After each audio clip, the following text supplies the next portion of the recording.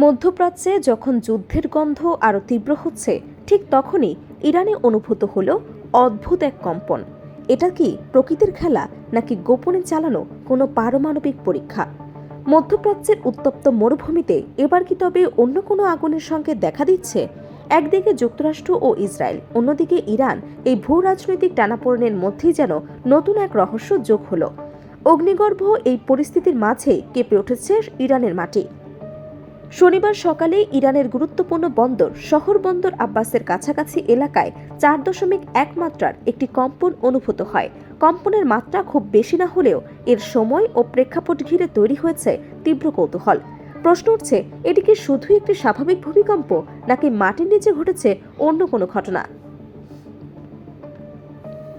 মার্কিন ভূতাত্ত্বিক জরিপ সংস্থা ইউএসজিএস জানায়, কম্পনটির কেন্দ্র ছিল বন্দর আব্বাস শহর থেকে প্রায় 74 কিলোমিটার পশ্চিমে।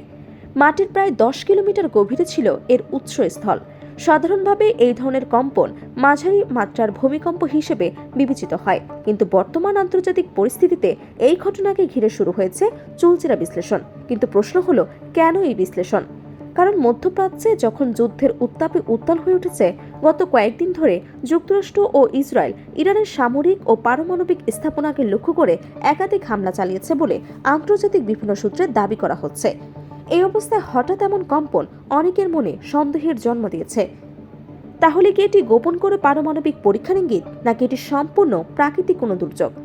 বিশেষজ্ঞদের একটি অংশ বলছেন, ভূগর্ভস্থ পারমাণবিক বিস্ফোরণ ঘটলে তা অনেক সময় ভূমিকম্পের মতো কম্পন সৃষ্টি করতে পারে।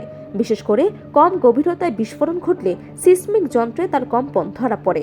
তবে আবার অনেক ভূতত্ত্ববিদদের মতে, ইরান এমনিতেই ভূমিকম্প প্রবণ অঞ্চলের মধ্যে পড়ে, তাই ছোটখাটো কম্পন নতুন কিছু নয়।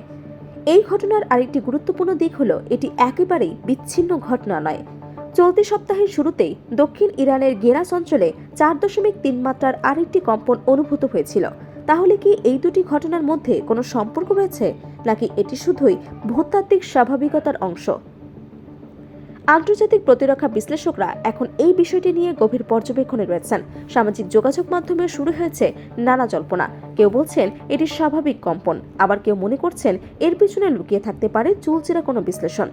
সিসমিক ডেটা, কম্পনের গভীরতা এবং তুরঙ্গের ধরন সবকিছু খুঁটিয়ে দেখছে বিশেষজ্ঞরা, কারণ পারমাণবিক বিস্ফোরণ ও প্রাকৃতিক ভূমিকম্পের সিসমিক সিগন্যালের মধ্যেই কিছু সূক্ষ্ম পার্থক্য থাকে।